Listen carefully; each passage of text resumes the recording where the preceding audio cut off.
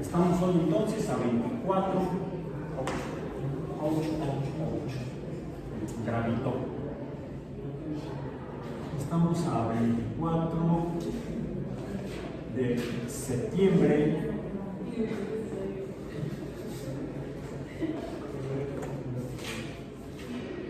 de 2024 en Introducción al Pensamiento Crítico basado en ciencia. Y estamos retomando cómo interpretamos la realidad, cómo interpretamos nuestra realidad, cómo interpretamos dónde estamos, dónde vivimos. Vivimos en la Tierra y estábamos hablando, antes de empezar formalmente, del movimiento de los astros que vemos en la noche, las estrellas. Incluso que vemos en el día, que son el Sol y a veces la Luna. Si la Luna la vemos a veces de día. Ahorita no vemos nada porque está nublado. Además estamos adentro, nada más vemos el pecho y las lámparas. Entonces, mencionaba yo que hasta el año de 1543, que era Capataz, se interpretaba que la Tierra era el centro de todo. Todo sería en esos tiempos le llamaban a todo le llamaban el mundo. Ahora al mundo le llamamos la Tierra. ¿Sí? Pero en estos tiempos, antes, todavía algún tiempo después, el mundo era todo. Lo que ahora entendemos como universo o cosmos. Y la gente en toda la Tierra, en los diferentes lugares, en la zona maya, en la India, en la cultura inca, en lo que ahora es Perú, en Norteamérica, en toda Asia, la cultura china, en Europa, en África, la gente interpretaba que donde vivían era el centro de todo. Porque es lo que vemos, el sol sale, sube, se mete, la luna sale por el este, la vemos a veces arriba, en el cenit, arriba de nuestras cabezas, y se oculta a nuestra vista en el poniente, después de la luz. Y las estrellas que forman las constelaciones, con las que formamos las constelaciones, los humanos, también se mueven de manera constante, rítmica, homogénea, que incluso lo que le permitió a los egipcios inventar el concepto de hora. La hora que hoy en día manejamos fue concebida matemáticamente por los egipcios, midiendo el movimiento de las estrellas al atardecer durante toda la noche. De ahí, de esa manera, comenzaron a dividir el tiempo en días, en horas y luego en fracciones de horas, pequeños espacios de tiempo. Decíamos en clase de física matemática, física biológica, física biológica, de ahí surgió el concepto o la palabra de minuto, de minúsculo, pequeño, un pequeño espacio de tiempo, la 60ª parte de una hora. Concebida la hora como un círculo dividido en 360 grados, pues en el sistema sexagesimal quedó en una 60ª parte de una hora. Eso sería un pequeño intervalo de tiempo o un minuto. Ya en ese curso también donde sale el concepto del segundo, que es el segundo intervalo pequeño que sigue. Y ese fue idea de Galileo después de este tiempo, ¿verdad? Entonces, ¿por qué la gente interpretaba esto? Porque es lo que ve, es la evidencia. Decimos que nos basamos en ciencia, la ciencia se basa en evidencia. Pues esto era científico porque se basaba en evidencia, en lo que vemos. Pero como mencionamos hace 3 meses, nuestros sentidos son engañados. Nuestra percepción de la realidad puede estar engañada porque vivimos en un carrusel en el cual ya nacimos, que se llama Tierra. Por eso es que no percibimos el movimiento a pesar de que sea de 1600 y tantos kilómetros por hora, 1660 y tantos kilómetros por hora. Por cierto, ese corto en TikTok ha movido a la gente.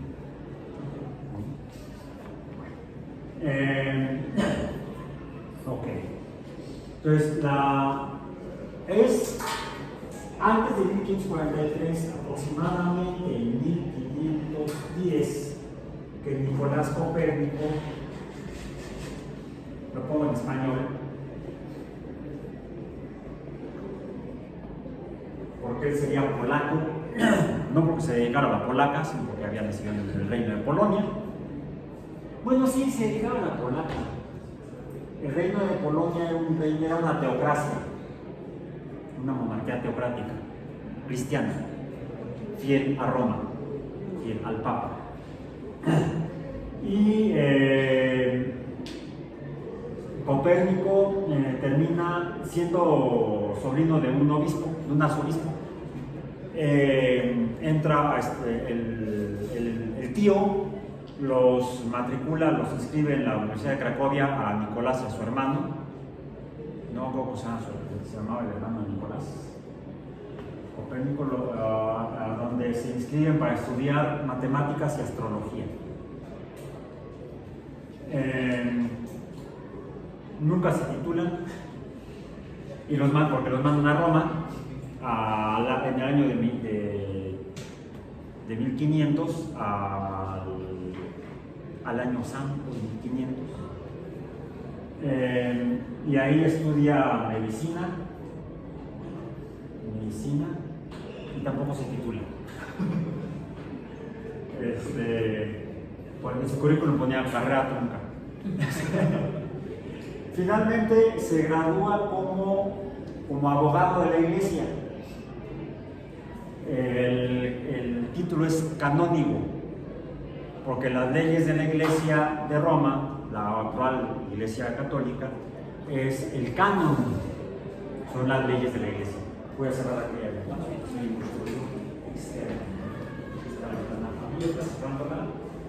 Se reduce el ruido. Bien, entonces trabaja como abogado abogado de la iglesia, como canónigo, que es un cargo dentro de la estructura de la iglesia sin ser un jerarca de la iglesia cristiana de Roma.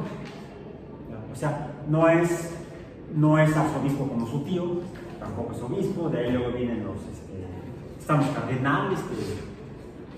los cardenales, están los padres, son equipos de béisbol, los cardenales de San Luis, los padres de San Diego.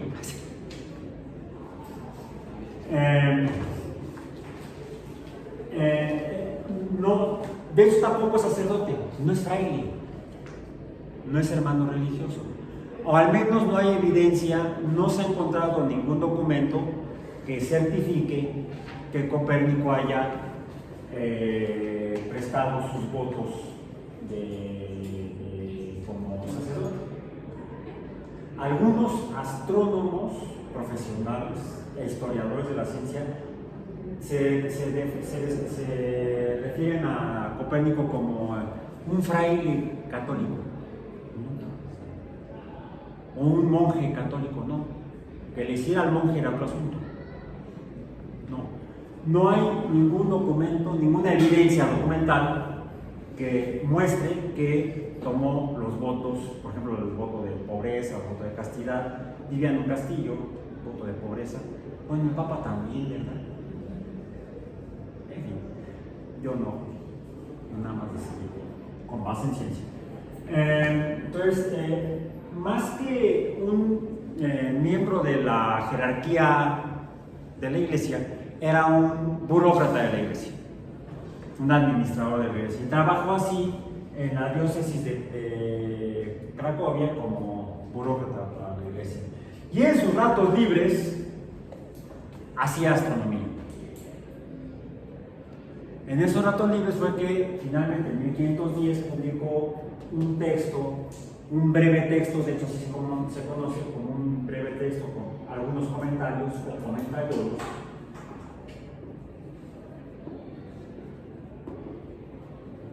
en latín, donde describe por primera vez el modelo centrado en el Sol. Bueno, no centrado, porque el modelo de la Tierra en el centro escrito en el año 150 aproximadamente por Claudio Ptolomeo, realmente no era geocéntrico, porque formalmente la Tierra no estaba en el centro. El modelo de Ptolomeo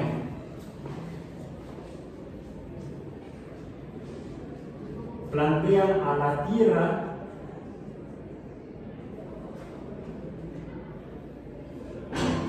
desviada del centro del mundo, de alrededor,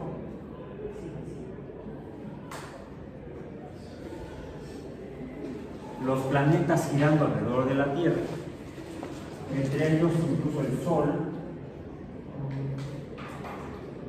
solecito, calienta,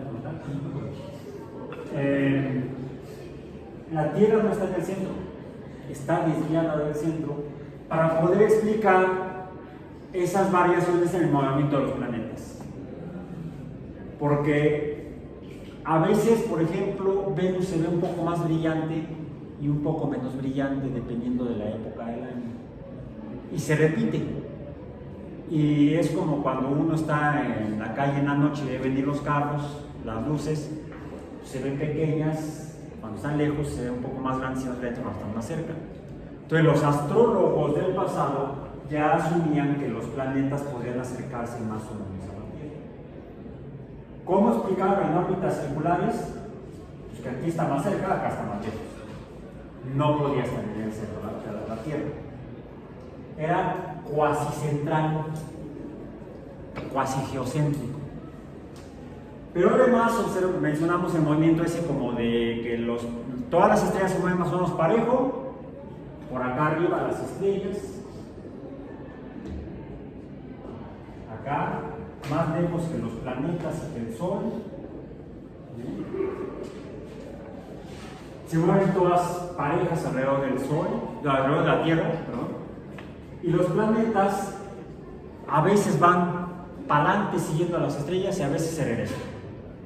¿Cómo explicar ese movimiento? A ver, imaginemos que se mueven para allá. El Sol se mueve para allá. El planeta tendría que moverse también como las estrellas para allá. Pero a veces van para adelante y a veces van para atrás. ¿Cómo le hacemos? Pues lo que hizo Ptolomeo fue poner a los planetas moviéndose en círculos sobre los círculos.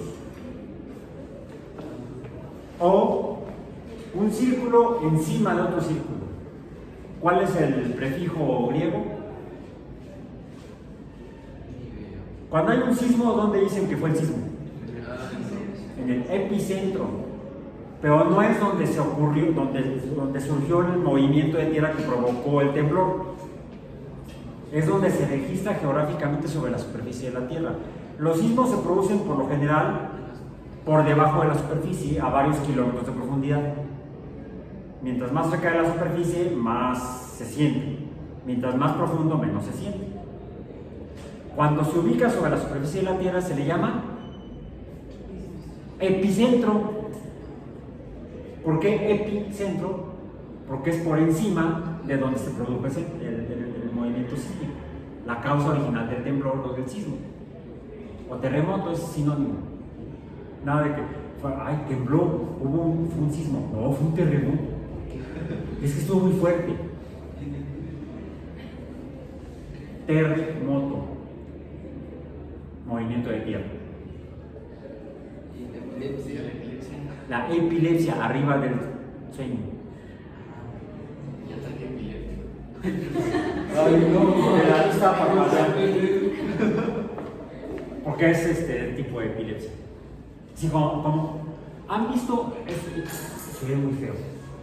Y lo primero que tienes que hacer es hacerte a un lado para dejarle que se mueva la persona, quitar lo que está alrededor y aflojar la ropa. ¿Sí?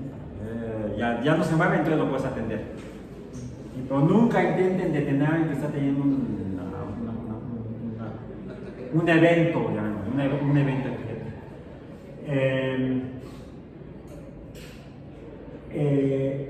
Al principio parece que se quedan dormidos, como que se van a desmayar, pero en lugar de desmayarse empiezan a convulsionar. Entonces parece que se duermen, pero encima de ese sueño empiezan a convulsionar. Ese sería quizá el origen etimológico de llamar a ese evento de salud en las personas, un cuadro clínico de alguna patología, epilepsia. ¿Sí? Narcolepsia es el sueño causado por alguna sustancia, algún narcótico. Bueno, entonces, esto se llama epiciclos porque son círculos encima de círculos. Y sí explica ese movimiento hacia adelante y luego hacia atrás por retrógrado de los planetas, vistos desde la Tierra. Sí, a ver, los círculos grandes se están moviendo en contra de las manecillas del reloj, de acuerdo con lo digo, hacia la izquierda. ¿Sí? Bueno, este círculo se mueve como montado, quién sabe cómo, sobre este círculo, hasta el centro del epiciclo. Entonces, este estaría circulando también así. Quiere decir que si se está moviendo con el círculo grande, pues al moverse simultáneamente se va a mover hacia adelante, en contra de las manecillas del reloj. Pero ¿qué sucede cuando ya está, digamos, en esta posición? Es más, al pasar la línea del círculo mayor, pues que se va a regresar. Aunque el círculo mayor se está moviendo contra las manecillas del reloj, ahora en esta posición del epiciclo o del círculo pequeño se estará moviendo en sentido opuesto. De esta manera Ptolomeo explicaba el movimiento retrógrado de los planetas. Es un modelo geométrico, o sea, usa formas geométricas, círculos. El círculo es una forma geométrica, es un modelo geométrico que, midiendo los tiempos de desplazamiento, se puede estimar de qué tamaño tendría que ser cada círculo. Entonces se puede hacer modelos numéricos también, no solamente modelos geométricos, sino modelos numéricos. Matemática. Este es un modelo matemático. Modelo matemático. Tanto numérico como gráfico. Y no solo eso, permite, teniendo estos datos, estos números, y esta relación entre los números, esta relación gráfica entre los números, permite hacer predicciones de en qué momento un planeta estaría cerca de la Tierra, lejos de la Tierra, en movimiento hacia adelante o en movimiento retrógrado, en movimiento progrado o retrógrado, o sea, hacia adelante o hacia atrás, en el movimiento anual de los planetas alrededor de la Tierra, según el modelo de Ptolomeo. Permite predecir dónde vamos a ver a Marte tal día del año de tal año, y a Júpiter, y a Saturno, y a Mercurio, y a Venus. Funciona.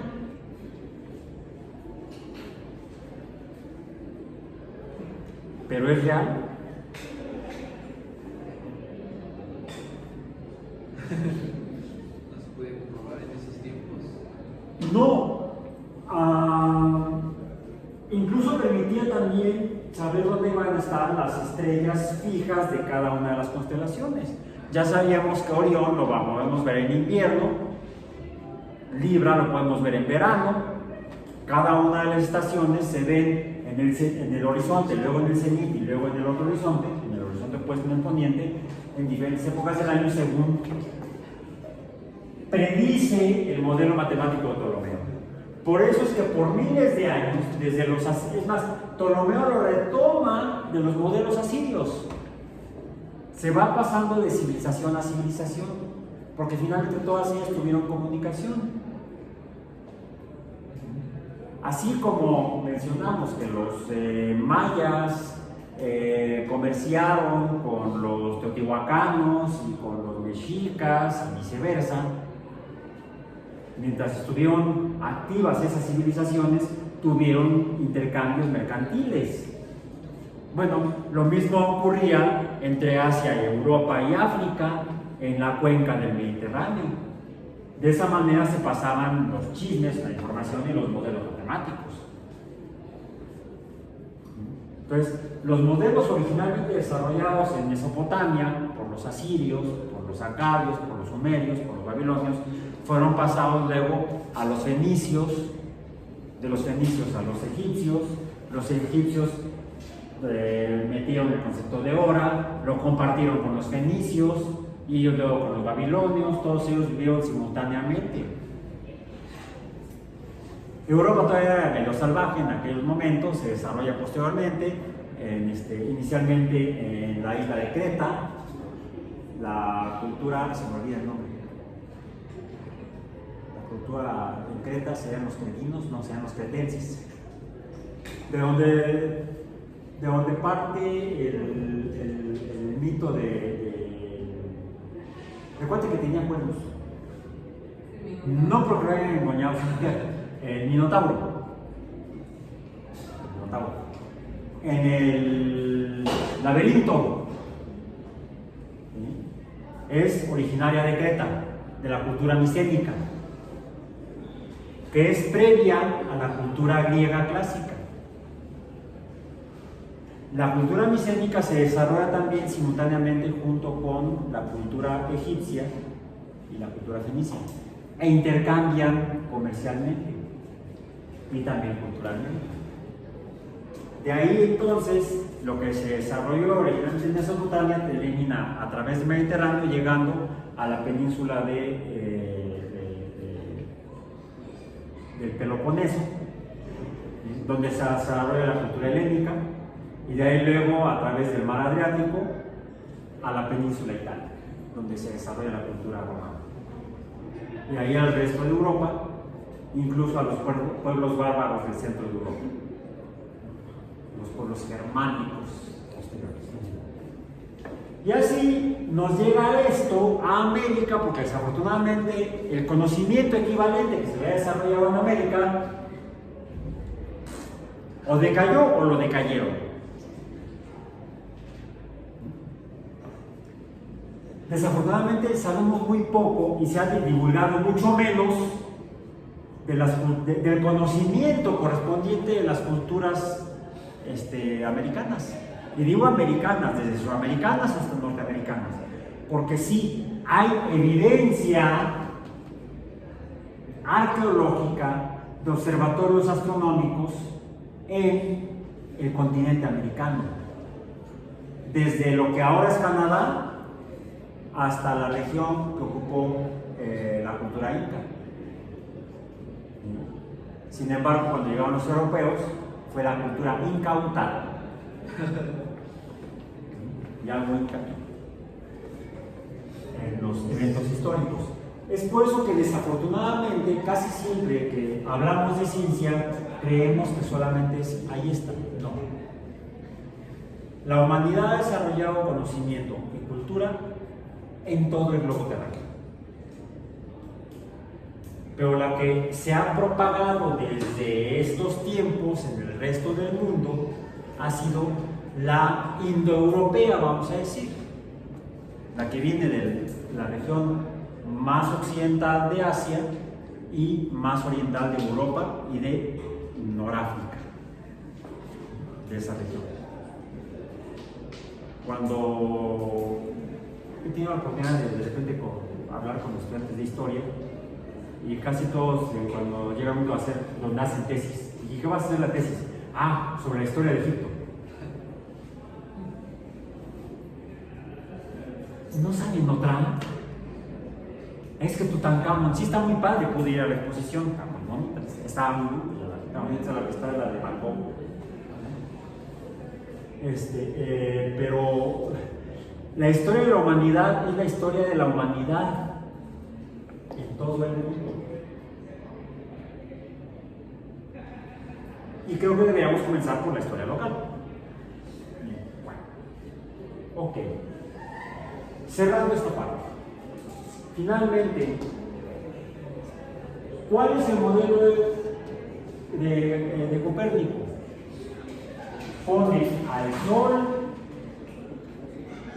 en el centro. No en el centro. También un poco desviado del centro. para poder explicar esta cercanía de los planetas al Sol, ya no a la Tierra, en órbitas circulares.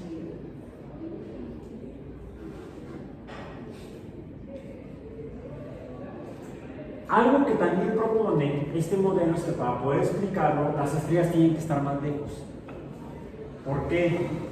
Porque si están las estrellas por aquí, vamos a poner que está una estrella por acá. ¿Ok? Y la Tierra, en un momento dado, está, vamos a suponer que esta es la Tierra. ¿Dónde vamos a ver a la estrella?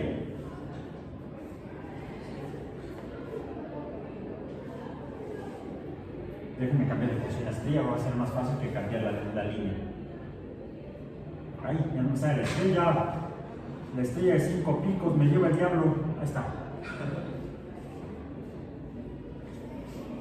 Imaginemos que esto es en otoño, como estamos ahorita ya. ¿Sí? Estamos en septiembre, estamos en otoño, en el trimestre de primavera.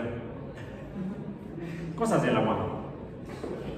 Esto sería en otoño. Acá sería en la primavera. Estamos atrasados 6 meses. ¿Dónde se veía la estrella? Pues en la misma posición. Y otra estrella que estuviera más lejos, ¿dónde se vería? Respecto a esta,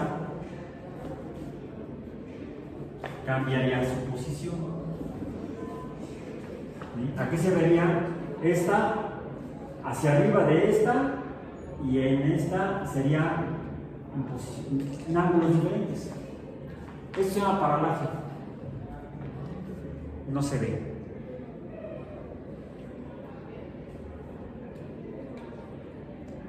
Tuvimos que esperar a la invención del telescopio para poder observar en la realidad, a través del telescopio, cambio de posición de las estrellas en diferencia de 6 meses. O sea, entre la primavera y el otoño y la primavera. Entonces, el paralaje no se podía confirmar en el modelo de Copérnico sin la ayuda del telescopio. ¿Y cuándo lo publicó? El Commentariolus fue unas notas que pasó a sus cuates entre 1510 y 1514, porque les digo, no tiene ni nombre ni fecha. Sin embargo, Copérnico era el único que hablaba de esas locuras en aquellos años, porque todos los demás estaban acá. ¿Bien? Y él opinaba que tenía que ser diferente. Lo escribió, lo pasó a sus cuates, y la única fecha que tenemos registrada es cuando ese manuscrito, una copia, llegó a una biblioteca en Polonia de un médico, una biblioteca de un médico, que él recibió una copia y era un cuate muy, ese médico era muy metódico. Tenía un catálogo de su biblioteca, de lo que había en su biblioteca, y en el catálogo está la fecha de entrada del documento, 1 de mayo de 1514. Entonces, quiere decir que Copérnico debe haber escrito esto antes de 1514, antes del 1 de mayo. ¿Cuándo? Sepa la hora. Sí, después de 1510, porque hay otras anotaciones de Copérnico donde dice que se está dedicando a observaciones astronómicas. Antes estaba trabajando entre 1500 y 1510, estuvo trabajando principalmente en el calendario, en la revisión del calendario juliano, para mandar sus observaciones a Roma, las cuales fueron tomadas para que en 1583 el Papa Gregorio publicara el calendario que lleva su nombre, que es el que usamos en 1583. Porque necesitaban en la iglesia un calendario arreglado, porque ya la Pascua estaba desfasada 10 días, de acuerdo a como se mandaban, de acuerdo a los cánones de la iglesia, que tenían que ser tantos días después de la luna llena, de la primera luna llena después del equinoccio de primavera. no recuerdo exactamente. Revisen cómo se determina la Pascua cristiana. Googleen, por favor. Bien. Entonces, es por eso que la Iglesia de Roma tenía trabajando para ella varios matemáticos y astrólogos para corregir el calendario juliano, porque ya tenía un desfase, les digo, de cerca de 10 días. 10 días que incluso están registrados con la fecha de nacimiento de Isaac Newton, que nació en 1642.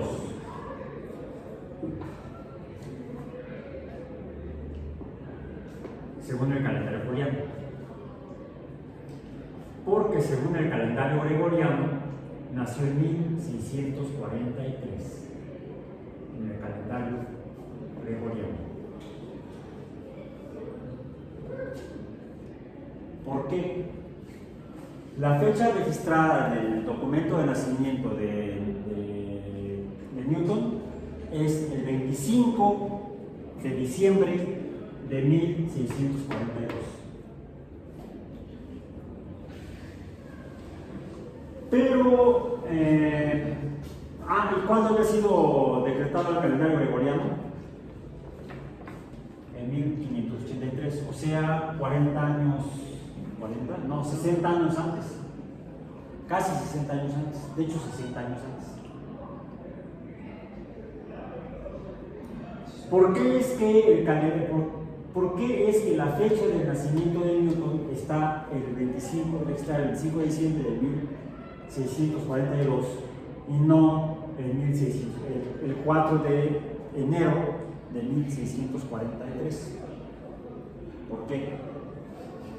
Anote la pregunta.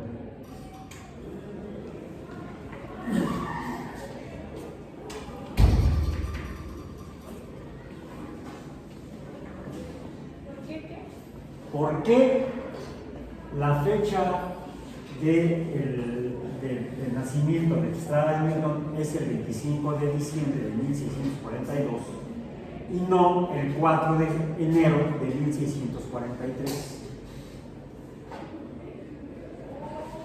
Porque de acuerdo al calendario gregoriano, Newton habría nacido el 4 de enero de 1643. ¿Por qué está anotado el 25 de diciembre de 1642?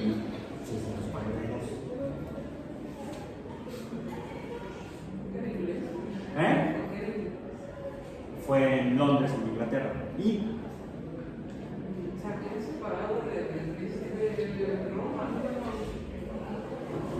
¿Por qué? ¿Por qué? Porque se quería divorciar.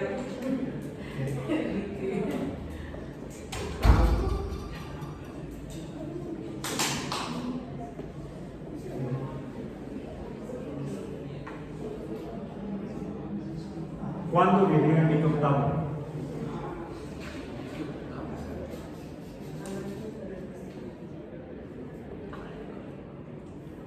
¿Cuándo vivió Enrique VIII?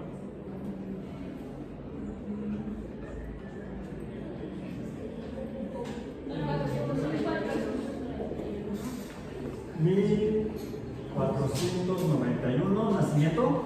Sí. ¿Muerte? 1547. 1547. Ok. ¿Cuándo se decretó? Es más, murió 4 años después de Copérnico. Vamos a poner de Copérnico, en este caso fue de Revolutionibus.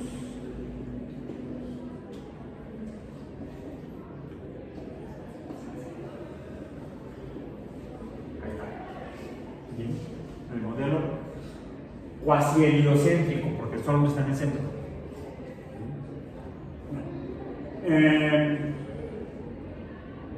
¿Cuál calendario usaban en Inglaterra en ese tiempo? El mismo que usaban en Roma. ¿Cuál era? El calendario juliano. Esto es el calendario juliano. ¿Qué ocurrió durante la vida de Enrique VIII. ¿Cuándo ocurrió eso? Lo que dijiste, el intento de divorcio. Pues revisa ya que tienes ahí los datos, ya que tienes otros datos complementarios, digo.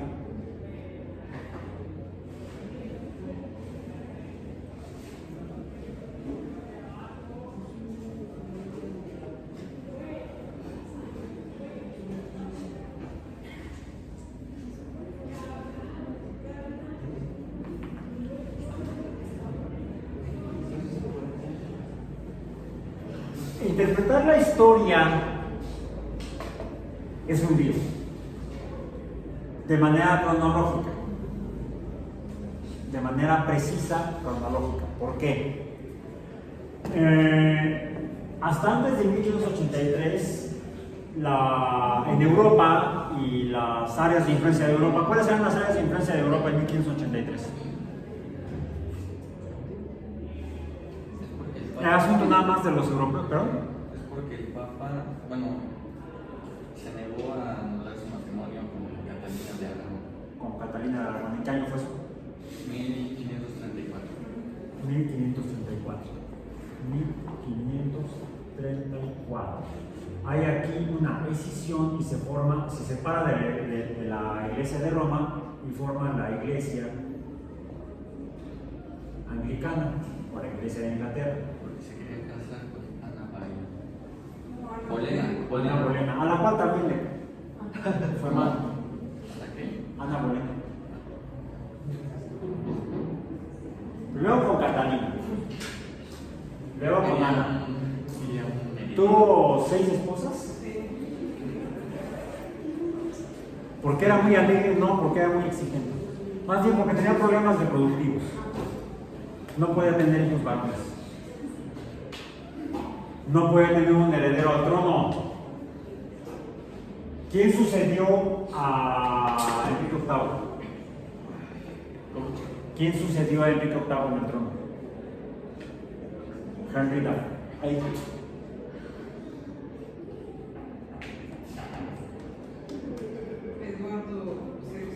Y luego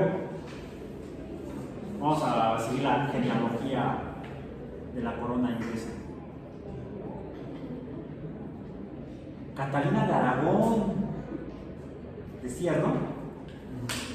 Se casó con Enrique VIII, 1534. Catalina de Aragón, ¿y ella dónde vivía? ¿De dónde era? Pues de Aragón. ¿Y eso dónde es? Aquí para acá por el metro Oceanía, ¿no? No, Aragón en la península ibérica, en Iberia. Lo sucedió María Tudor. María. Era Bloody Mary. Bloody Mary. Sí, María Tudor. Es interesante decirlo. Vamos a regresar un poco para acá, porque quiero darle contexto. Y sin texto también. Bueno, el texto ahí está. Basado en ciencia. ¿Cuándo se dice que inicia la ciencia moderna? Según los historiadores de la ciencia, ¿cuándo inicia la ciencia moderna? Que ya mencioné, viene de Europa. No es la ciencia maya, no es la ciencia india, no es la china, no es la inca. El Renacimiento. ¿Cuándo inicia el Renacimiento? ¿Cuál Renacimiento? Será el Renacimiento europeo. ¿Sí?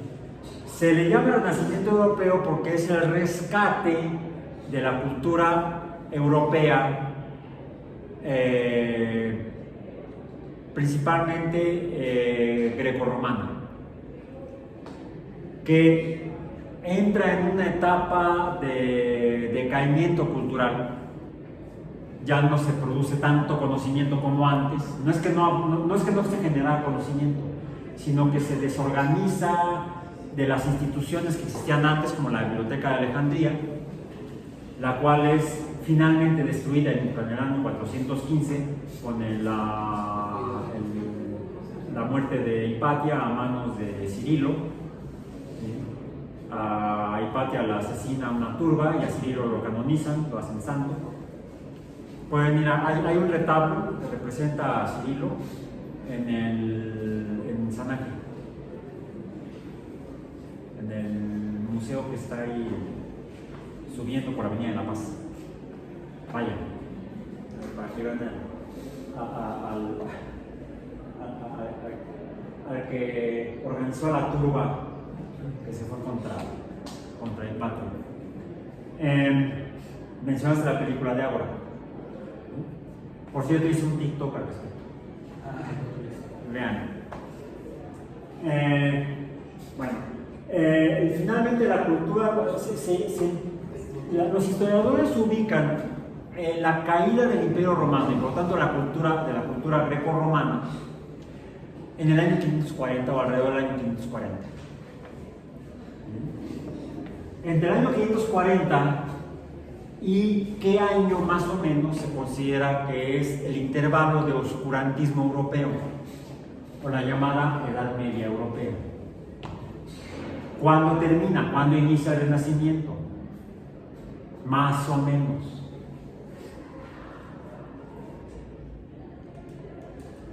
¿Como por dónde? ¿Como por cuándo? En 1492. 1492, ¿qué ocurre en 1492? Colón llega ¿A México? a América. Se quedó la única parte continental que tocó Colón fue lo que luego fue el virreinato o la provincia de la Nueva Galicia, que es lo que ahora son Venezuela, Colombia y Panamá. Ese era el virreinato de la Nueva Galicia. Fue el único lugar donde tocó, estuvo un rato y luego en su último viaje hizo 4 viajes a estos lugares. Y siempre estuvo entre las islas del Caribe. Y el único momento que tocó continente fue en su último cuarto viaje. En 1492 ocurre que, precisamente patrocinado por la corona de Castilla y Aragón, que se reunieron previamente para expulsar a los árabes de la península ibérica, después de 700 años de ocupación musulmana,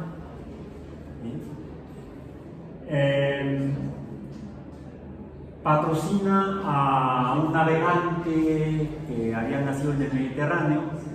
Hasta hay una canción de Juan Manuel Serrat, Nací en el Mediterráneo. No habla de Colón, habla de quería cantar de feo, digo, a su ciudad y su estado, ya no me gusta. Patrocinan a Cristóforo Colombo para irse a la mar y buscar el camino hacia las Indias. ¿Por qué? Porque sí, habían expulsado a los árabes de la península, pero el resto del Mediterráneo seguía bajo dominio musulmán. Y entonces, para comerciar con la India, tenían que negociar con los intermediarios. Ya ven que siempre los intermediarios suben el precio a todo. El motivo fue económico.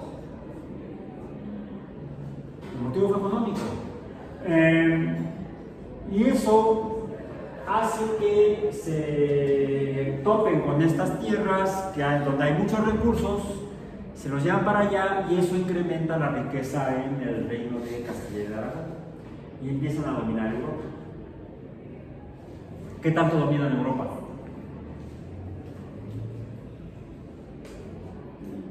Llegan realmente a reinar los monarcas ibéricos prácticamente toda Europa a partir de 1492, año en el cual creo que en este año es cuando Copérnico entró a la universidad.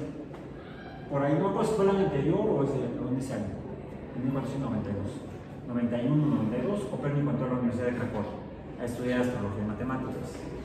Entonces, vean el contexto histórico. Es un momento en el que en Europa se va a dar un boom económico que va a permitir desarrollar muchas cosas como cultura y conocimiento, porque hay con qué. Hay con qué aceitar la maquinaria.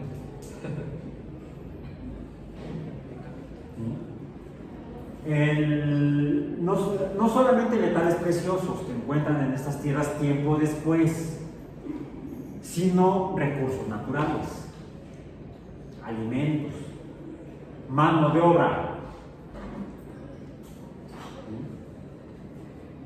Y eso incrementa la riqueza en Europa y eso es lo que empuja al rescate de la cultura que había decaído a raíz de la caída del Imperio Romano. Además, no fueron 1000 años, porque fue en 1450 a 1492, ¿cuántos años son? Son 1042 años. De 450 a 1492 son 1042 años de oscurantismo. ¿No es cierto? ¿Por qué? Si bien Roma cae en el año 450, ya Roma había adoptado la religión cristiana como oficial. Y la cultura que originalmente se había desarrollado en Mesopotamia, que había pasado por el resto del Mediterráneo, es retomada por los grupos de religiosos cristianos, donde se construyen las primeras bibliotecas después de la caída de hecho se están construyendo bibliotecas. Aunque se destruye la biblioteca de Alejandría, se empiezan a establecer otras bibliotecas más pequeñas y más variadas, en donde se reúnen los estudiosos de la teología cristiana o judeocristiana. ¿Dónde es eso? En los monasterios, donde se forman los sacerdotes y los religiosos que conducen a la doctrina cristiana. Entonces, la cultura indoeuropea continúa de manera un tanto, vamos a decir, underground, subterránea, en los monasterios. El problema es que no sale fácilmente de ahí, pero sí hay cultura y se cultiva ahí. Se desarrolla la matemática, se desarrolla la medicina, se desarrolla la botánica, se desarrolla la astrología, porque con base en la matemática y la astrología se establecen las fiestas cristianas.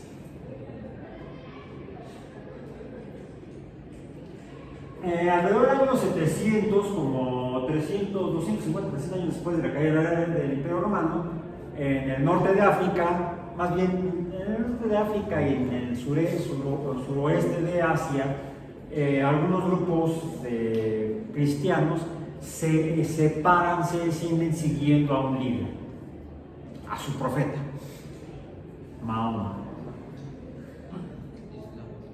y se separan del resto de los cristianos y forman la doctrina del Islam. Y también desarrollan matemática, medicina, astrología, botánica, geografía.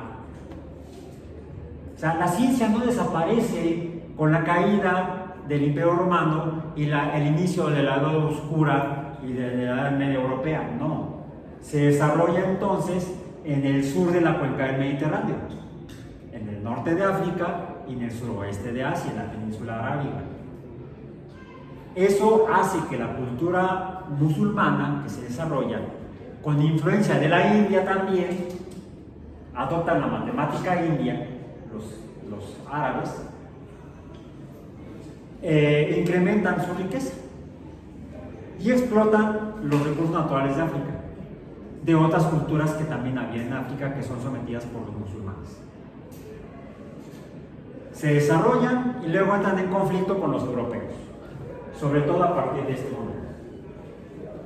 Ya alrededor del año 1100, 1200, la cultura musulmana como que llega a una meseta, como que ya no crece tanto. Ahí hay un conflicto filosófico, teológico entre teólogos musulmanes y matemáticos. Hay un imán que atrae todo. Se me fue el nombre de este fulanito, que en un texto escribe que las matemáticas no sé, así la reina en la escuela, las matemáticas sean obra del demonio. Ven lo que puede provocar un mal profesor de matemáticas. Y eso incide en una disminución, más no desaparición, del desarrollo de la ciencia entre la cultura islámica. No desaparece, continúa, pero de manera ya menor, en menor magnitud. Y es esa cultura, esa ciencia islámica, la que también influye en Europa, dada la conquista económica y militar que efectivamente hacen los musulmanes del sur de la cuenca el norte de la cuenca del Mediterráneo, en el sur de Europa, donde conquistan la península ibérica, conquistan el sur de hecho toda la parte norte del Mediterráneo, la parte norte de la cuenca del Mediterráneo. Influyen en la cultura itálica, etc. Donde todavía hay mucha resistencia cristiana al Islam, la cual detona aquí, en lo que ahora llamamos España, cuya cultura se había enriquecido con la cultura islámica. Hay un gran desarrollo de matemáticas, de astronomía, de botánica, de medicina, de geografía en la península ibérica, iniciada por los musulmanes y que queda como una herencia en la cultura ibérica. De hecho, está en nuestro idioma, que decidimos, nos lo impusieron los ibéricos. Por eso es que cuando yo estudié la primaria le llamaban la lengua nacional al español. Actualmente reconocemos incluso las lenguas nativas. Ya se aprobó una modificación a la Constitución donde ya se les da figura jurídica a los pueblos originarios. Eso va a permitir rescatar la cultura de aquí y no vivir solamente con la cultura que nos impusieron en este continente los europeos que llegaron. Que por cierto ellos les impusieron la cultura islámica. Como por ejemplo, estudiamos álgebra, el cálculo árabe. ¿Sí? En la mañana se levantan, después de haberse dormido en su camita, bien acostados en su cojín o almohada. Sí, mojada de baba. No sé si sea de etimología. Cuando ya se despiertan, se levantan y se ponen las alpargatas. No sé, que usen pantuflas. O a menos que usen crocs, yo no. Ok. Entonces, como se dan cuenta, y se dan cuenta que le falta un botón a su blusa o a su camisa, ¿y qué usan para ponerle el botón? Una aguja, y antes para fijarlo bien le ponen un alfiler. ¿Sí? Se preparan su desayuno con germen de alfalfa. El español está plagado de palabras árabes. Casi todas empiezan, o muchas empiezan con al, no todas. Por ejemplo, mi tío Berto, mi tío Alberto, no sé si es así. No, mi tío Alberto pues no era ni tatarabuelo, sí. Entonces, mucho cuidado con el prejuicio cultural cuando pensamos en ciencia. Y mucho cuidado con fijar fechas, porque podemos usar calendarios equivocados. Sí es importante tener una visión cronológica, porque nos da contexto de cómo se desarrolló el conocimiento en el cual basamos la ciencia moderna finalmente. Sí, está basada en la cultura indoeuropea, pero ha ratificado y se ha enriquecido con los últimos descubrimientos que han hecho de las culturas científicas desarrolladas en otros lugares. Mencionaba yo, hay observatorios astronómicos en Norteamérica, en el sur de Canadá y en el norte de los Estados Unidos. Solo que no son ni grandes pirámides, ni grandes cúpulas, sino que son apenas reconocibles como piedras ordenadas en el suelo. Son filas de piedras, mucho más sencillo que Stonehenge, por supuesto.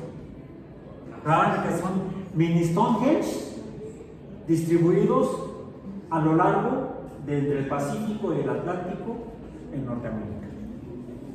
lo que hace suponer que entonces no eran pueblos nómadas salvajes, eran sociedades que por estar adaptadas a los cambios meteorológicos, climáticos del lugar, de los biomas en los cuales habitaban, donde explotaban esos recursos naturales para sobrevivir, tuvieron la capacidad de desarrollar culturas extremadamente ricas, de las cuales desafortunadamente casi no sabemos nada. Entonces, para cerrar esta sesión y tratando de ubicar un poco, entonces tenemos en 1492 inicia el llamado Renacimiento. A mí me gusta poner el apellido europeo, Renacimiento europeo, porque quizá hemos en otros lugares del mundo, culturas que han decaído, han estado intentando hacer sus renacimientos culturales, pero siempre se opone lo que motivó al Renacimiento europeo. ¿Qué fue lo que mencioné que motivó el Renacimiento europeo?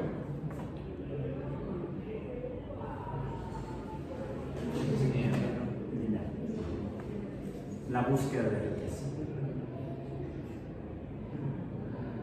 Finalmente, para esto le pagaron a Colón, para buscar una ruta alterna y no tener que negociar con los árabes.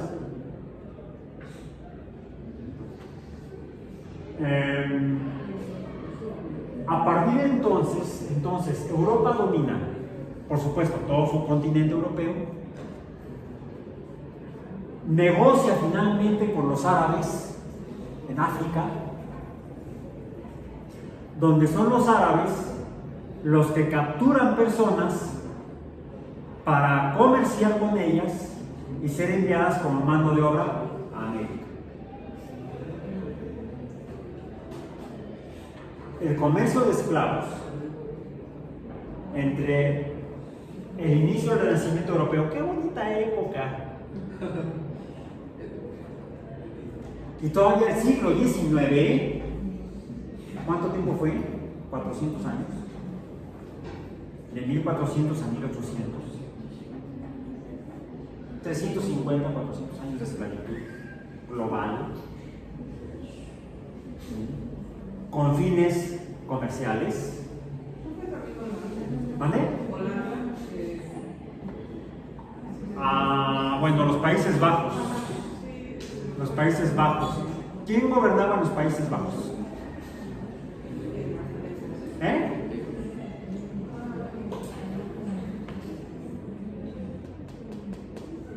¿Dónde estaban reinando los españoles? ¿Dónde estaba Catalina?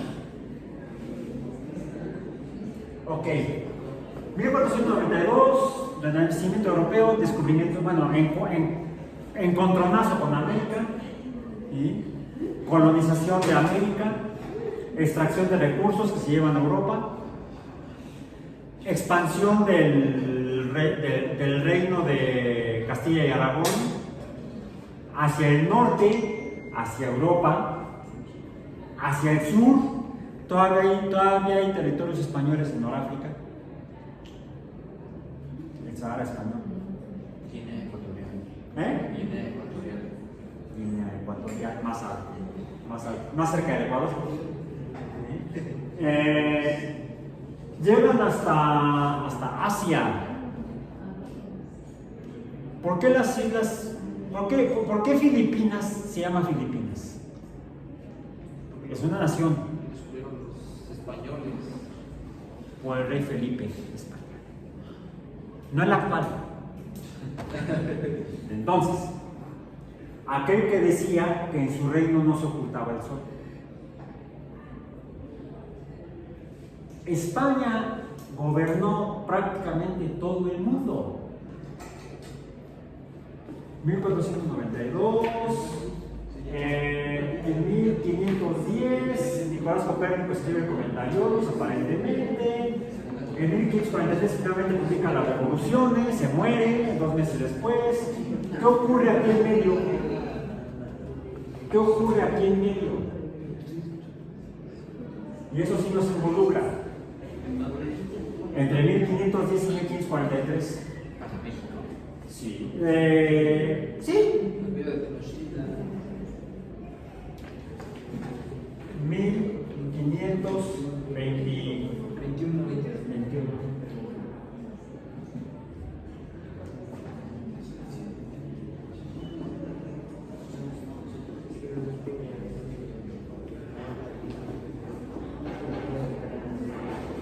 Bueno, ¿qué tiene que ver esto con el pensamiento crítico basado en ciencia? El profesor es un nacionalista. No, bueno, sí, pero no. Mi motivo aquí no es nacionalista, es dar contexto. Hablamos de otras culturas. ¿Por qué sabemos tan poco de las culturas prehispánicas? Sí es cierto que ya para entonces la cultura maya había decaído. Y ya la matemática ya la conocían muy pocos nativos mayas, pero había documentos.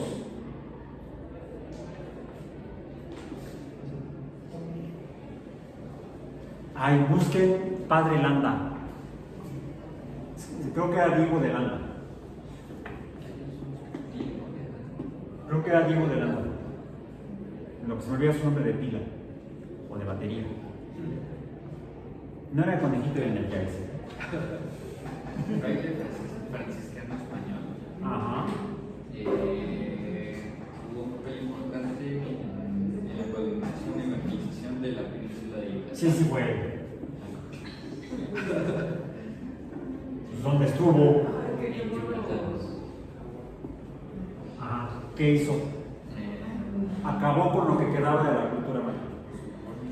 Algunos documentos se salvaron, como el Popol Vuh, el Chilambalam de Chumayé y algunos otros por ahí. ¿Sí? Entonces, sí, vean cómo, ¿y esto por qué se da? Porque en 1492 se ocurre a Chabela la Mocha, Isabel la Católica, y a Fernando, ¿sí? Patrocinar a Colón. Llegan estas tierras en 1492, se extienden para 1521. Un aventurero y codicioso buscador de riquezas, sí, así era mi tío.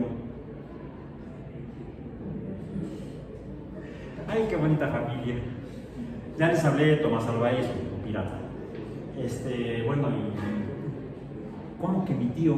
Si yo me apellido Alba, no Fernández. Bueno, no Fernández, no, ¿qué cosa? Cortés, no sé. Bueno, soy Cortés, pero no de esos. Es capaz. Había un retablo, un cuadro del conquistador de la Nueva España, de Tenochtitlan. ¿Cómo se llama? ¿Cómo se llama? Quien conquistó a los mexicas. Américo. No, Américo Vespucio fue el que se dio cuenta que era otro continente cuando hizo el mapa. ¿Dijeron el nombre? ¿Hernán Cortés? No. Entonces, ¿quién fue? Don Rodrigo Díaz de Carreras, no, ese es otro. No. En ese retablo venía su nombre en español de la época. Don Fernando Cortés y de Monroy. Don Fernando Cortés y de Monroy. Bueno, Monroy era la familia materna de mi abuelo. Mi bisabuela viene de esa familia, de Monroy. Descendientes de... No, mejor no. Ay, mano. Qué familita, mano. Uno escoge a los amigos. Por eso uno escoge a los amigos. Bueno. Cortés conquista estas tierras mientras Copérnico desarrolla el copernicanismo. ¿Quién gobierna Europa? España. Bueno, no, era el reino de Castilla y Aragón, que se va a ir al lugar con el tiempo a lo que ahora llamamos el reino de España. ¿sí? Va cambiando el nombre. Así como México no existía como México. Era la cultura mexica, más llamada azteca. Los gringos fueron los que nos pusieron aztecas. Azteca es un concepto inventado por historiadores norteamericanos. Era la cultura mexica y la ciudad conquistada fue México-Tenochtitlan. México-Tenochtitlan. Que era la que dominaba este territorio, tanto comercial como militarmente, como teológicamente, aunque no, la religión la habían adoptado, les había pasado como a los romanos. Habían adoptado la religión de culturas previas. De hecho, las figuras a las que rinden culto los mexicas son las mismas a las que rendían culto los teotihuacanos, de los cuales casi no sabemos nada, y los mayas. Hay una serpiente emplumada, la traje allí en la playera, hoy no me la traje, hoy traje que desciende por la pirámide del castillo cada equinoccio de primavera y también cada equinoccio de otoño, el cual fue hace 2 días. El 22 de septiembre ocurrió el equinoccio de otoño, y si hubieran ido a Chichén Itzá podían haber visto el descenso de Kukulcán en la pirámide del castillo. Si estuvo soleado, estuvo nublado, ¿eh? Bueno, entonces ya estamos, decía yo, en otoño, en pleno trimestre de primavera en Europa. Y no usamos el calendario juliano, usamos el calendario juliano. Entonces, este es el contexto cultural, político y económico. Quien le da la autorización y reconoce los logros de Cortés es el monarca que surge de esto. ¿Quién era? ¿No se acuerdan? ¿Les gusta el chocolate? Carlos V.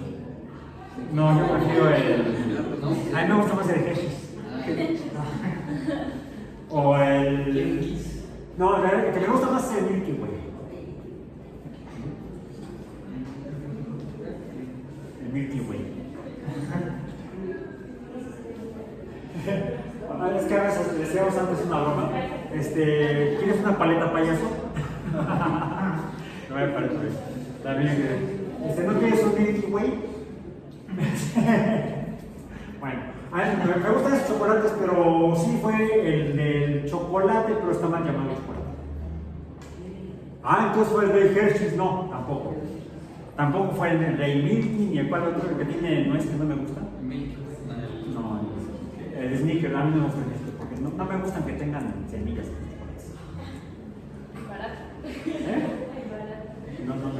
No, el que sí me gusta es el que tiene arroz tostado. Ese sí me gusta. Porque suena crunch. Me gusta la textura del crunch. Bueno, sí, era Karl Fenf. Era Carlos V de Germania.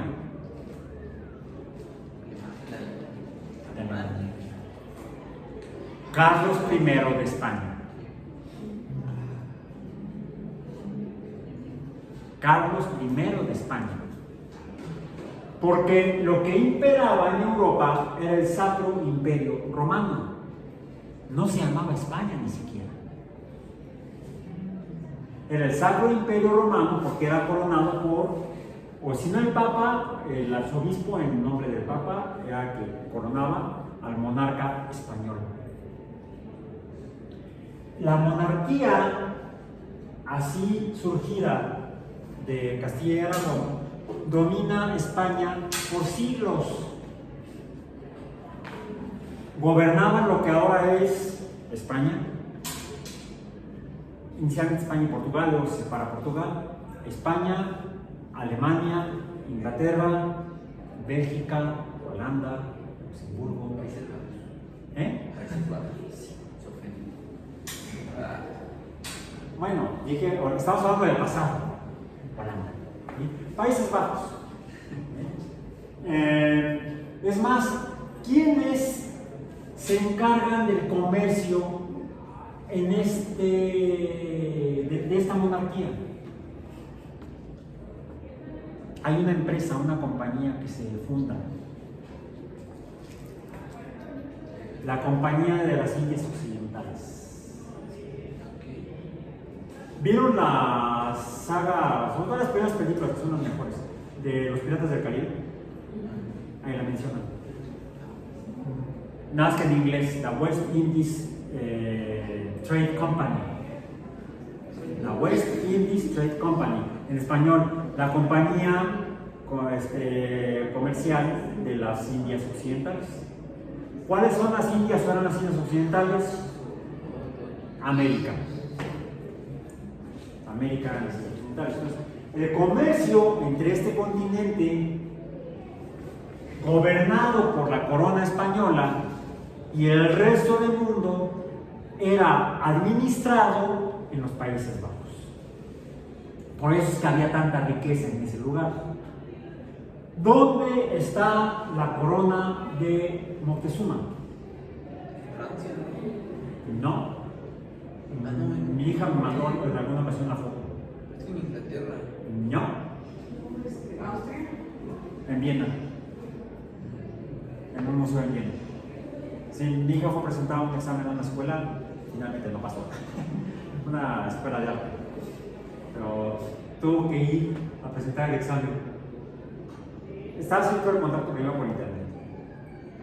Ah, sí, me dice, papá, sí me aceptan. Me inscriba al examen, nada más que tengo que ir a presentarlo allá. Le hice yo como el padre ese. Bueno, rompimos un cochinito. Papá. Estando allá me manda una foto por WhatsApp. Mira lo que me encontré. En lo que le entregaban los resultados del examen, se fue a recorrer ahí Viena, entró a varios museos y se encontró algo por ahí. Creo que lo tengo ahí.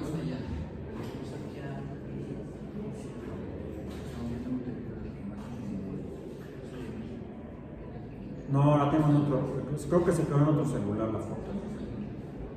Sí, pero me mandó la foto de la corona de Moctezuma. Tráetela. Diles que voltee para otro lado y te la traes. Sí, ¿qué hace en Viena? Sí, ¿qué hace en Viena? Es muy buena pregunta, ¿qué hace ahí? Por América. No, a ver, estaba aquí. Casi en medio del continente europeo. Bueno, se la llevaron. Y finalmente, como es la corona española gobernó prácticamente toda Europa, o casi toda Europa. La casa de Habsburgo, eso donde está, centro de Europa, llegó a tener monarcas en la corona española. ¿No era Luxemburgo? No, la casa, la nobleza europea se organizó por casas. ¿Sí? Los Tudor, por ejemplo, gobernaban Inglaterra. ¿Cuál es la casa que ahorita gobierna el Reino Unido? No me acuerdo. En España son los Borbones. ¿Sí? Bueno, han variado, como también luego se agarran atrancados entre ellos, ahí se disputaban la corona, pues uno le ponía otro, y entonces su familia era la que reinaba, y luego, por eso era que les preocupaba tanto tener hijos varones para que pudieran ser los monarcas herederos, los príncipes herederos. Cuando no había un príncipe heredero y se establecía que el sucesor tenía que ser hombre, eran misoginias. Pues entonces había disputas entre primos, por ejemplo, sobrinos del monarca fallecido.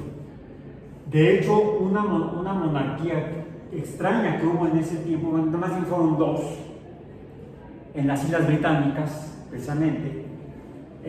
Fue hasta un conflicto interno, una guerra civil de bretones, vamos a decir, o habitantes de la isla británica mayor. Fue cuando Escocia e Inglaterra entran en conflicto, entran en guerra por el dominio de la isla entre dos primas o hermanas, eran primas. María Estuardo y ¿quién era la otra? Elizabeth. Isabel I.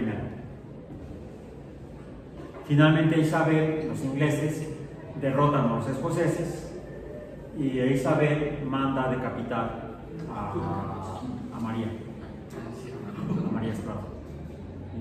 Entonces, de esa manera, diferentes casas ocupan el gobierno de las monarquías europeas. Bien, bueno. Los Habsburgo es una familia, una casa, una familia que gobernó varios territorios en Europa e incluso intentaban gobernar aquí. Tiempo después, siglo XIX, 1856, 1860, la guerra de reforma, la intervención francesa. ¿Quién fue? Benito Juárez. No, Benito Juárez. ¿O cómo? Ah, Maximiliano. Maximiliano Habsburgo. Maximiliano Habsburgo.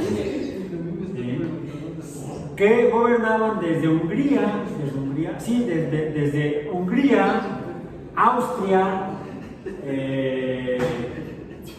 Suiza, todo, casi desde Europa Oriental hasta el Atlántico.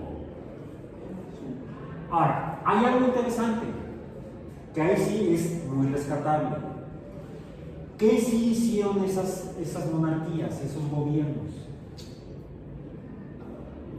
A ver, a Copérnico, ¿quién lo patrocinó? Su tío. ¿Su tío quién era o qué era?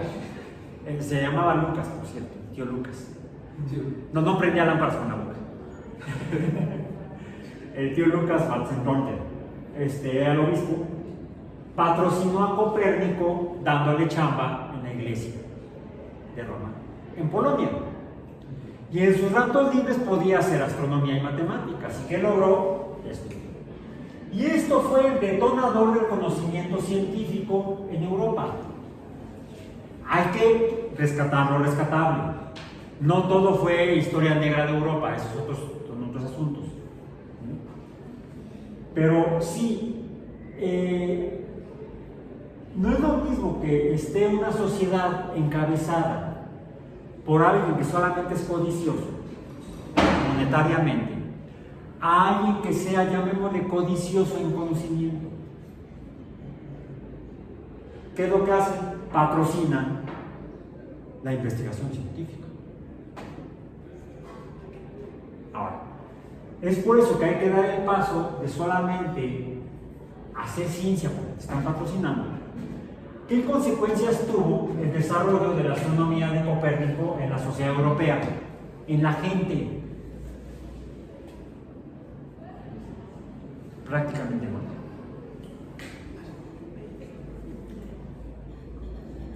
¿Por qué creen que Cirilo de Alejandría, el obispo, haya logrado mover a una turba para acabar con la biblioteca de Alejandría por última vez? Porque fue quemada varias veces cada que algún grupo de invasores invadían el Egipto. O sea, llegaban, invadían el Cairo y de ahí se seguían a Alejandría, invadían Alejandría, quemaban el Cairo, quemaban en Alejandría. Cuando ya se iban, había que reconstruir la biblioteca.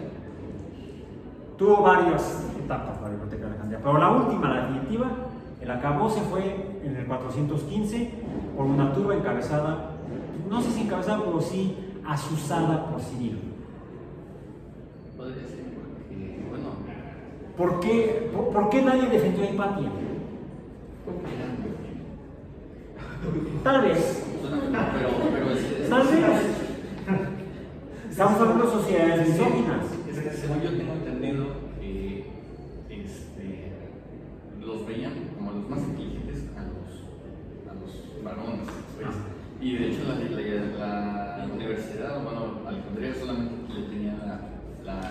permitida a los varones. Ajá.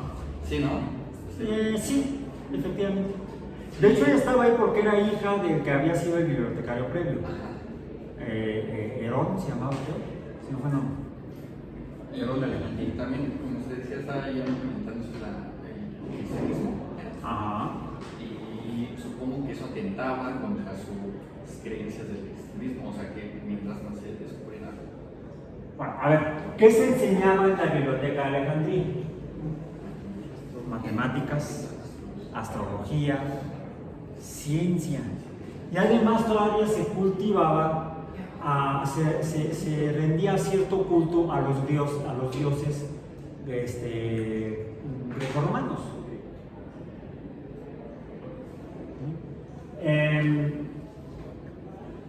Pues quizá fue un motivo religioso. Sí, la religión cristiana contra la religión grecorromana. Mi Dios es más fuerte que el tuyo, o que los tuyos. Puede haber sido un conflicto de tipo religioso. Ok, pero en la biblioteca se hacía investigación científica, matemática, en naturalismo, bueno, ¿y qué se hacía con eso? Se le creía brujería, ¿no? Tal vez se podría interpretar como brujería, pero ¿qué más? ¿Le daba algún beneficio a la gente? ¿Le resolvía los problemas del día a día? En la biblioteca de Alejandría incluso se desarrollaron los primeros conocimientos sobre termodinámica. Se hicieron unos de los primeros prototipos de motores a vapor. La eopila era una esfera que al calentar tenía una esfera hueca que se le ponía agua, se calentaba y por dos orificios salía vapor y se movía, como si fuera una rueda. Bueno, fue un juguetito, una curiosidad científica. ¿Le benefició a alguien? Esto lo discute Sagan en el último capítulo de su serie de Cosmos. Y lo que dice fue que desafortunadamente sí se generó mucho conocimiento, pero ese conocimiento no salía de ahí. Era una gran biblioteca de textos especializados, pero nunca se difundió. La gente no sabía lo que sucedía adentro. Lo que ocurría adentro era ajeno al pueblo. El pueblo que era evangelizado por Cirilo. Y se fue. Le hicieron caso a Cirilo y no le hicieron caso a Hipatia y los pocos académicos que quedaron. No era Hipatia sola, ya otros, desafortunadamente se han perdido sus nombres en la historia. Pero ¿por qué la gente no se puso del lado de los académicos? Y sí del lado del obispo. Era autónoma entonces. ¿Eh? Era autónoma. No, era gobernada, era patrocinada todavía por el gobernador romano.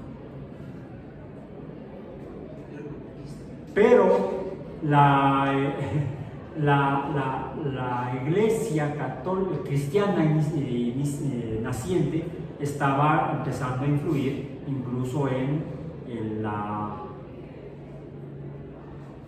política del Estado romano, del Imperio Romano. El gobernador estaba sujeto a la opinión o no del obispo.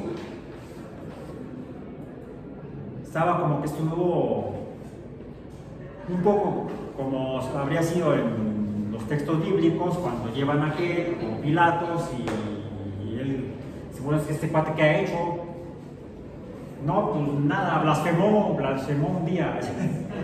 Bueno, ¿eso qué es? Un asunto religioso, yo soy el gobernador romano. No, crucifícalo. Vox populi, vox dei. Pero es una vox populi enajenada. No es una vox populi crítica.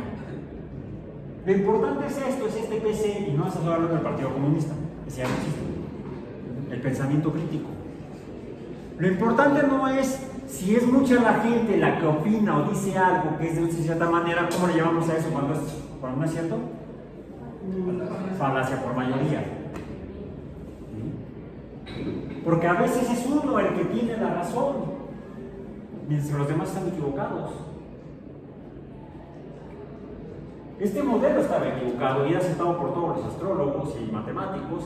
Este modelo era correcto y no se aceptó sino hasta 2 siglos después, de 1500, sí, hasta finales de 1600, como 100 años después. Es más de 100 años después, Newton escribe los Principia. ¿Cuánto es los Principia? En 1686, cuando ya está completamente establecido y explica el modelo de Copérnico, Galileo, Kepler. ¿Sí? Por cierto, Kepler, me saqué Kepler. ¿Cuándo publicó Kepler su obra?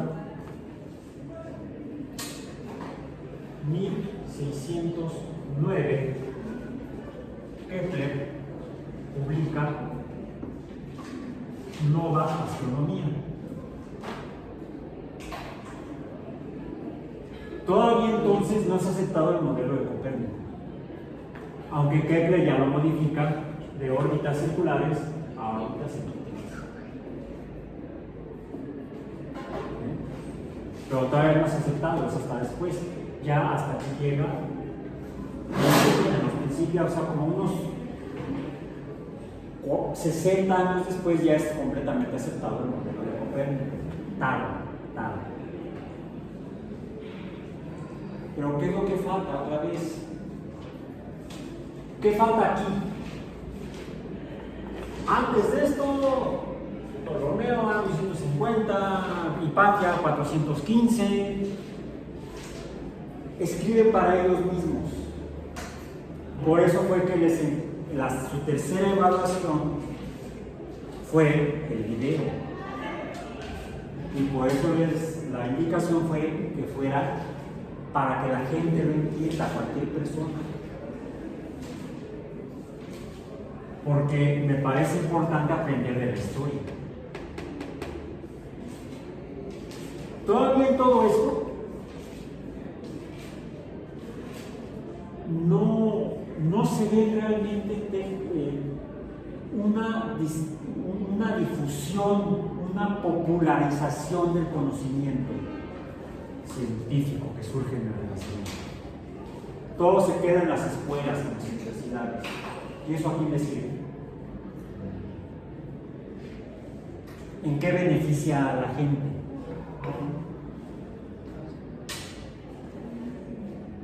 Bueno, de aquí llegamos.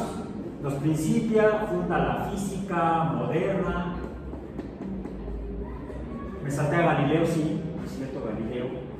Galileo nace después de esto. Publica en 1610. Galileo, Siderius Lucius.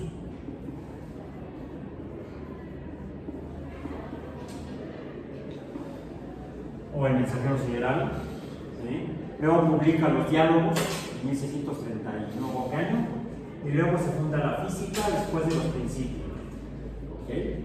Siglo XVII, 1686. De la física, aquí de 1686 se desarrolla en el siglo XVIII, se desarrolla la termodinámica.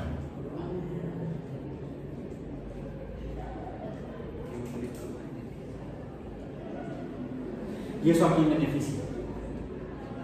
Mencionamos que a los cañones de Napoleón. Bueno, antes las demás máquinas bélicas, armas de fuego. ¿A quién beneficia? ¿Para qué se hace la ciencia?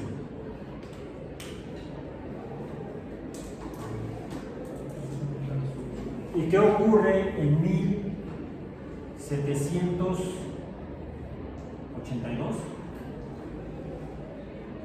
¿Qué ocurre aquí?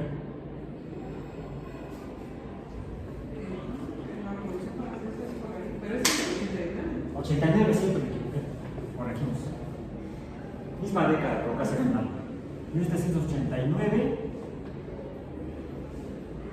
la Revolución Francesa. Por cierto, tiene nombres de termodinámicos. Siglo XVIII, 1700. Nombres de termodinámicos. Leyes de la termodinámica. O leyes de los gases. La entropía. No, bueno, leyes de los gases.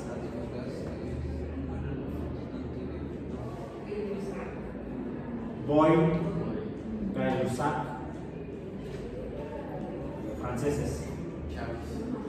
Ley de Charles, franceses. Aunque ya es del siglo XIX, no XVIII, Carnot. Amadeus, abogado, no era francés. No me acuerdo dónde era, pero creo que no era francés. Corrígeme si estoy equivocado, no me acuerdo, pero me parece que no era francés. O sea, se dan cuenta que se desarrolla ciencia, pero aún así la gente se levanta. ¿Por qué?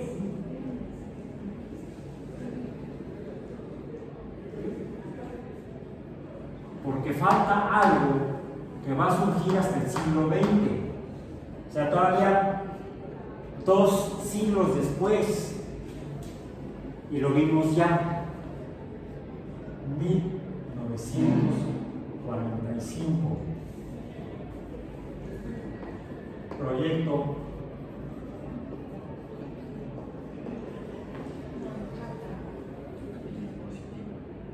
de Device. Los científicos reconocieron sus pecados.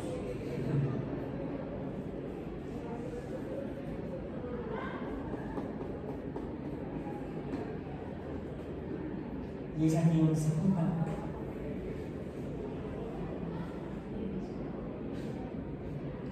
¿Cómo evitar que haya otras revoluciones de este tipo? Bélicas, muertos e guillotinas. Hay que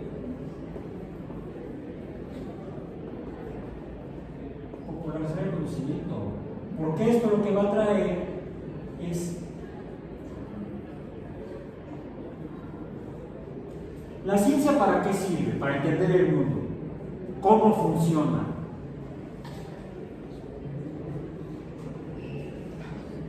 Si entiendo cómo funciona, la puedo usar para mi beneficio y el de quienes me rodean. En lugar de usarla para hacer armas.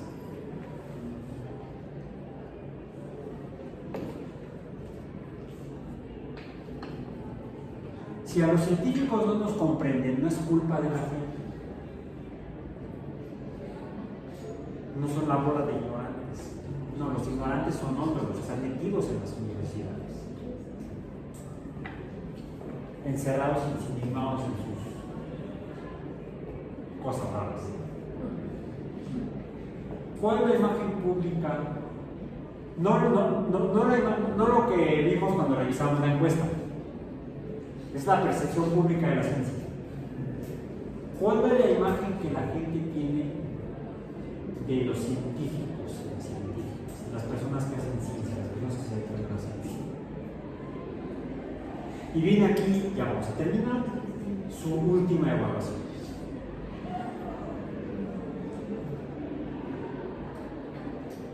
Pídanle a un par de niños,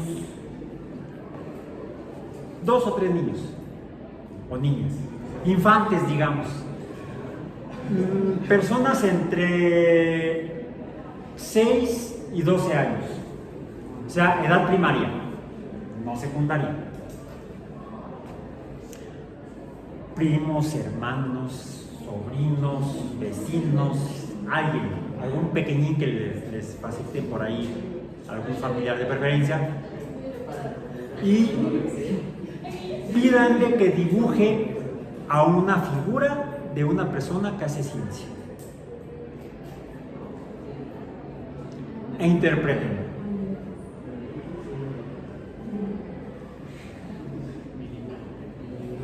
Tres dibujitos de personas que hacen ciencia.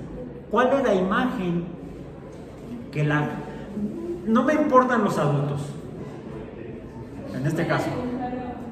En este caso no me importan los adultos. Me preocupan los infantes.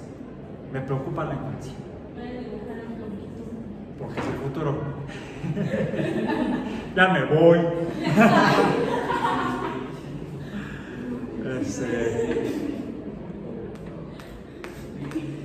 Porque el principal problema que tenemos en cuanto a el impacto de la ciencia en la sociedad se debe a cómo formamos parte de ella la comunidad científica. Más allá de que trabajamos algunos, recibimos un salario y vamos al súper y compramos cosas, ¿cuál es la influencia que ha tenido la UAM en Iztapalapa en 50 años en el entorno? ¿Ha beneficiado el entorno?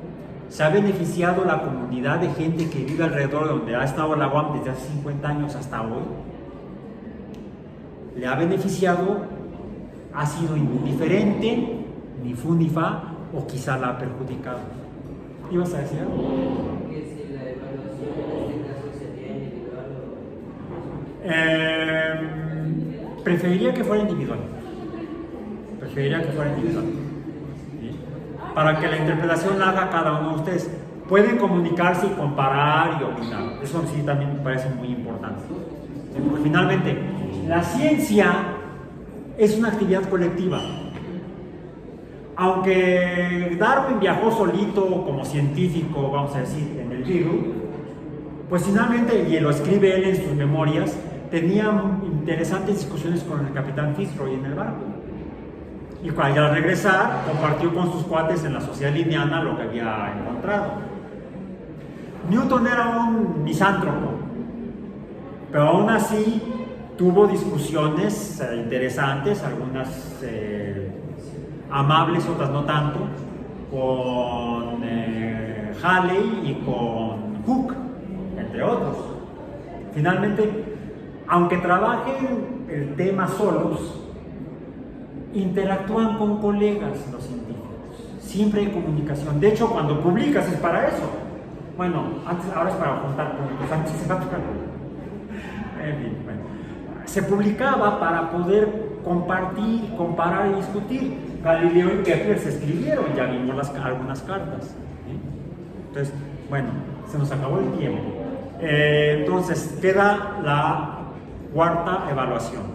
A entregar el próximo... Tendría que ser el martes, pero el martes ya nos dijeron que a partir de este año ya es día de descanso obligatorio, porque ya el cambio de gobierno ya no es el 1 de diciembre, ahora es el 1 de octubre.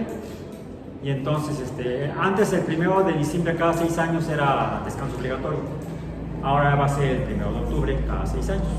Entonces, la evaluación global estaba programada originalmente para el próximo martes, que sería la fecha en la que me entregarían a mí el global. De cualquier manera, porque ahora me la corrieron para el jueves, y se nos acaba el trimestre el viernes, ya de la entrega de actas, por favor, entréguenmela, mándenme los dibujitos, captura de imagen, entre martes y miércoles de la próxima semana. Martes y miércoles de la próxima semana, no esta semana. Martes, mándamelo hoy. Sal corriendo a buscar a un niño. Tres por persona. 3 dibujitos. Tienen una semana.